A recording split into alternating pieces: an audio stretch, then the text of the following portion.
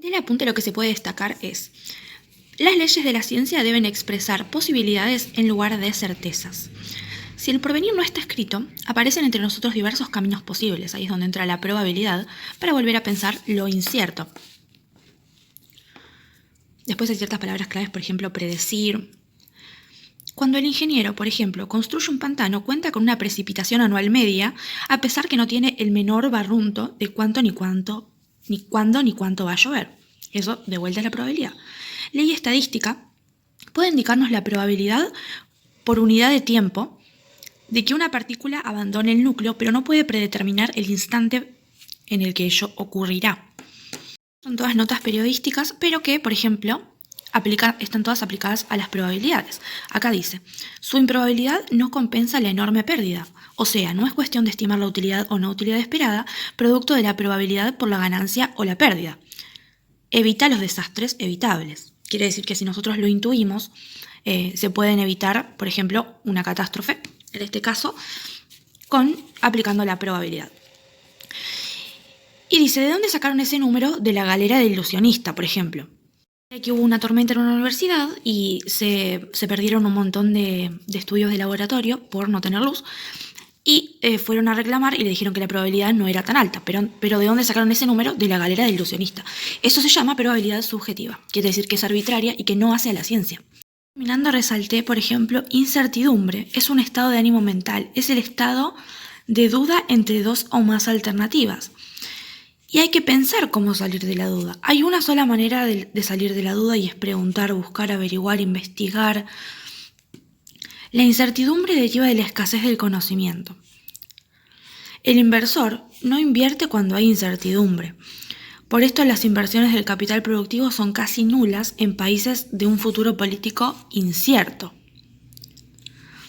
La ignorancia es dañina. Notas periodísticas intentan darle importancia, mostrarnos la importancia que tiene la probabilidad en la vida diaria, ¿no? Hay quien estima, yo no alcanzaría, para, expectativas. Todo esto tiene mucho que ver con la probabilidad, por eso las resalté. No recuperaría los costos, no se sabe, no es seguro. Evaluando distintas opciones para continuar. Para eso necesitamos las probabilidades. Entonces, ahora sí empecemos con la definición de probabilidad. Tenemos la clásica, la frecuentista y la axiomática, como vimos en el resumen que me dieron en la clase. Entonces, siempre hay que comprobar que todos los axiomas se cumplan cuando los ejercicios estén correctamente resueltos, aunque la clásica es la que más vamos a utilizar.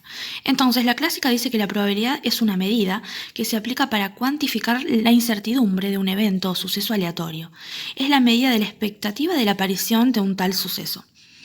Por ejemplo, si decimos que la probabilidad de que en una universidad un alumno apruebe una evaluación es de 0,7, la interpretación que hacemos es que si se toman 10 alumnos, los elegidos anteriormente, entre los que han rendido la evaluación, se espera que 7 de esos aprueben la materia.